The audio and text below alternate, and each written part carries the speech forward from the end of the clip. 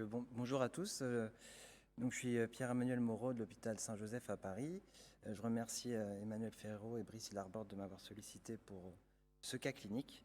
Vous avez été nombreux à participer au sondage. On a envoyé aux membres de la SFCR. Il y a 91 personnes qui ont répondu. Il s'agissait d'un cas clinique qu'on a eu dans le service. Une patiente qui avait consulté à l'âge de 18 ans. On a choisi cette patiente parce qu'il s'agissait d'une scoliose idiopathique lombaire avec une angulation de Cobb à 35 degrés, donc une courbure un peu limite, mais dont on sait le potentiel d'aggravation à l'âge adulte.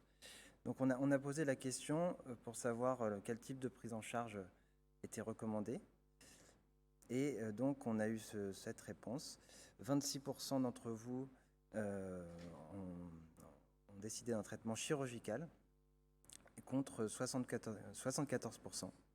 Donc il y avait quand même une majorité de personnes qui préconisaient un traitement, une surveillance chez cette patiente.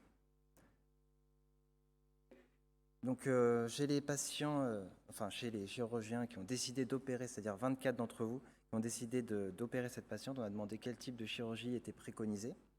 Et la majorité, c'est-à-dire 83%, préconisait une arthrodèse postérieure, 13% une arthrodèse antérieure et 1 a préconisé une chirurgie combinée.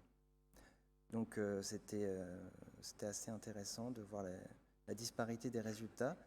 Dans la suite du cas clinique, on expliquait qu'en faisant le profil, on constatait qu'il y avait un spondylolisthésis par lysismique de faible grade et on demandait dans le groupe chirurgical est-ce que ça modifiait la prise en charge. Parmi les 24, il y en a 3 qui ont changé d'avis, qui ont finalement décidé d'une surveillance. Il y en a 2 qui ont décidé de changer de niveau inférieur instrumenté. Et les autres faisaient le même type de chirurgie. Ça, c'est la première partie.